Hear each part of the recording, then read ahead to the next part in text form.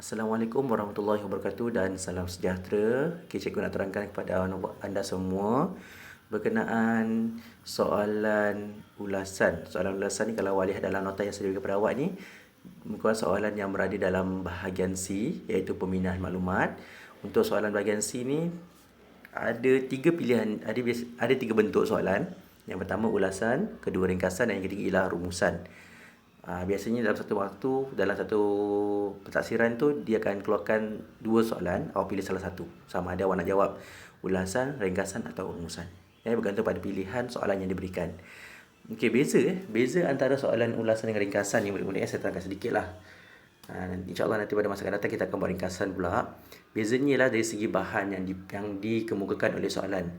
Kalau ulasan ni bahan dia tak lain tak bukan ialah, okay, ulasan ni sama ada peta minda, poster, jadual, graf, iklan, carta pie ke, carta bar ke atau sebagainya. Dia boleh keluar macam pelbagai bentuk bahan. Berbeza dengan ringkasan. Ringkasan boleh keluar cuma keluar petikan saja, tak ada keluar lain. Tak ada bentuk lain. Okey, kemudian kalau awak lihat kalau kita lihat dalam nota ni yang saya berikan kepada awak, ulasan ini ialah perlu ada isi tersurat dan tersirat. Okey, isi tersurat ialah isi yang terkandung dalam bahan, manakala isi tersirat pula ialah idea yang tidak ada dalam bahan tetapi berkaitan. Mana idea awak sendirilah. Pastikan benda berkaitan. Boleh keluar dalam bentuk sama ada contoh, awak nak buat contoh, awak nak buat sedikit penerangan ataupun idea tambahan, tak ada masalah. Okey. Kemudian ulasan ni awak perlu buat dalam satu perenggan sahaja, kemukakan dalam satu perenggan sahaja. Dalam satu perenggan itu awak kemukakan kedua-dua isi tersurat, awak ambil daripada bahan, awak kena buat bina ayat sendiri. Kemudian isi tersirat tu ialah idea yang lain tapi berkaitan dengan bahan yang dikemukakan. Okey, kita lihat contoh soalan ni. Kalau awak lihat contoh soalan ini dalam bentuk rajah dalam bentuk rajah. Ada tiga isi tersurat. Kalau awak lihat, termasuk juga tajuk-tajuk pun isi tersurat juga. Sebab apa? Tajuk itu ada dalam bahan. Okey. Kalau awak lihat ada program gotong royong, rumah terbuka, hari keluarga, itu semua adalah isi tersurat. Isi tersiratnya awak boleh tambah, sama ada awak nak tambah kesan ke, nak tambah huraian, nak tambah contoh ataupun nak tambah idea yang lain, tidak ada masalah. Maknanya idea yang lain tu kita kira sebagai isi tersirat.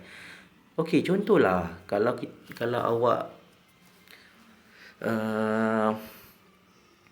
apa kata, tulis isi tersurat saja. Isi tersurat tak ada, tak apa. Nanti saya akan kupas dalam aspek permakahan. Okay, kita lihat terus aspek permakahan. Aspek permakahan kalau awak lihat sebenarnya kalau kita lihat dalam arahan itu tidak kurang 80, tidak lebih 100 patah perkataan. Kenapa? Okey, kalau kurang daripada 80 patah perkataan, markah maksimum yang boleh awak dapat daripada 15 markah tu cuma 12 markah saja. Okey. Maksimum 12 markah. Kalau lebih 100 patah perkataan, 13 markah saja penalti. Sebab apa? Pemeriksa menganggap bahawa calon ini tidak mendengar ataupun tidak mematuhi arahan soalan. Okey, contoh. Okey, seterusnya. Sekiranya kalau calon itu ataupun murid menyalin maklumat, awak salin maklumat tanpa bina ayat, maknanya tadi yang isi yang ni semua ni, yang merah, yang saya bulatkan merah ni, awak salin bulat-bulat, maksimum awak dia dapat 5 markah. Okey, 5 markah saja maksimum. Kelebihan ataupun orang kata peluang yang ada dalam soalan ulasan ni, kalau awak buat, awak cuba jawab, insya-Allah ada markah untuk awak. Okey, kemudian ulasan idea hanya merujuk tema tanpa menggunakan bahan rangsangan, yang ini tersirat sahaja, awak boleh dapat maksimum 8 markah. Kalau salin maklumat dengan membina ayat, maknanya tadi yang maklumat saya bulat-bulatkan merah tadi, awak salin bulat-bulat dengan membina ayat, markah maksimum awak 8 markah.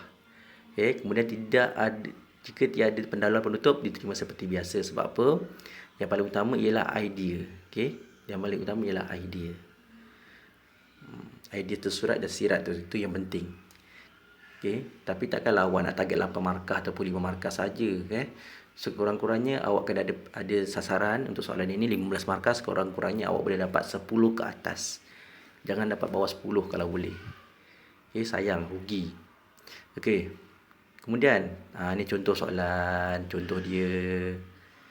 Baiklah. Macam mana nak buat, nak jawab soalan ni? Okey, kalau awak lihat hijau yang pertama ni, kalau awak lihat deskripsi saya buat ni, tulisan berwarna hijau isi tersurat, biru tersirat. Yang hijau tu ialah apa yang saya ambil daripada bahan, termasuk tajuk. Kalau awak lihat di sini, tajuk soalan itu usaha-usaha untuk mempopularkan permainan tradisional. Kasi ada 4 idea: peranan ibu bapa, peranan kerajaan, media dan kempen. Okey. Mudah je nak mulakan soalan, nak mulakan jawapan ni mudah saja. Awak buat je. Kalau awak nak buat pendahuluan yang sedap sikit pun tak ada masalah, tapi bimbang kalau awak buat pendahuluan yang sedap sedikit, terlalu sedap tu takut nanti terlebih patah perkataan. Jadi tak, kita buat begini saja cukup. Contoh ni, biasanya dalam arahan nanti dia akan ada nyatakan poster ke, iklan ke, jadual atau sebagainya. Okey. Contohlah yang macam gambar ni, kita buat gambar rajah. Gambar rajah menunjukkan usaha-usaha untuk mempopularkan permainan tradisional. Satu idea tersurat telah awak tulis. Contoh awak target nak buat 4 tersurat, 2 tersirat, tak ada masalah. Boleh juga. Antaranya ialah peranan ibu bapa. Okay. Peranan ibu bapa tu adalah bahan tersurat juga. Lepas tu kemudian awak tambah sikit penerangan. Ibu bapa hendaklah memperkenalkan anak-anak mereka mengenai permainan tradisional. Nampak? Yang awak tambah tu tak ada dalam bahan, dikira sebagai idea tersirat. Ataupun kalau tak nak, awak buat contoh. Sebagai contoh, ibu bapa bermain permainan tradisional bersama-sama anak ketika waktu lapang, pun dikira sebagai isi tersirat juga. Okey. Contohlah awak tulis tiba-tiba sampai isi tersirat yang, contohlah awak ambil tersurat tu ada 3, tersirat tu awak nak tulis 2 contohnya. Okey, sampai isi tersirat yang keempat ataupun yang kelima, dah masuk 90 lebih patah perkataan, nak cukup 100. Maknanya awak tak sempat nak tulis kesimpulan, tak ada masalah. Kesimpulan tu awak tak payah tulis pun tak ada masalah. Sebab apa? Kesimpulan, kalau tak ada kesimpulan, tetap ulasan awak akan dinilai secara biasa. Maknanya markah maksimum peluang yang awak ada, markah maksimum tu 15. Jadi bergantung kepada keadaan ulasan awak. Kalau ulasan awak bagus, ayatnya bagus, dramatis, isinya cukup dan sebagainya, maka diterima seperti biasa. Okey. Baiklah murid. Itu secara ringkaslah saya terangkan kepada awak semua. Tak apa, ini permulaan untuk awak. Kita akan buat latihan untuk ulasan ini beberapa kali sehinggalah awak boleh buat dengan baik. Okey, 2 soalan yang saya berikan kepada awak, iaitu yang pertama soalan berkenaan dengan apa tu? Okey, soalan latihan yang saya ingat. Soalan yang kedua tu ialah yang ada gambar tutup gigi tu kan. Okey. Jadi awak lihat pada arahan soalan kedua soalan tu. Kalau soalan pertama tu saya semudah, sebab apa? Awak masukkan saja isi tersurat, idea-idea isi tersurat tu awak masukkan saja. Tetapi yang soalan yang kedua tu awak kena cuba buat sendiri. Jadi awak lihat betul-betul pada arahan.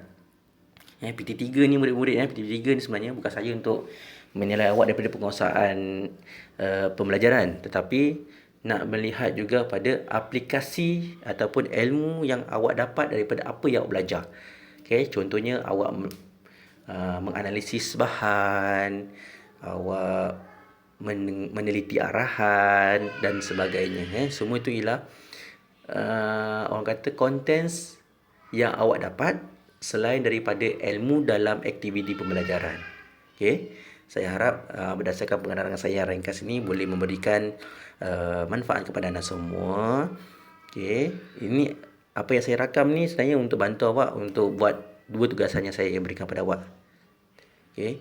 Jadi kalau awak tak faham dan sebagainya, boleh tanya saya melalui grup. Kenapa melalui grup? Sebab bila tanya dalam grup, mungkin ada kawan-kawan awak yang mengalami masalah yang sama, tetapi dia segan nak tanya, jadi sama-sama dapat. Itu tujuan saya. Okey, kita jumpa lagi pada kelas kita pada akan datang. Okey, saya sudahi dengan wabillahi taufiq wal hidayah. Assalamualaikum warahmatullahi wabarakatuh.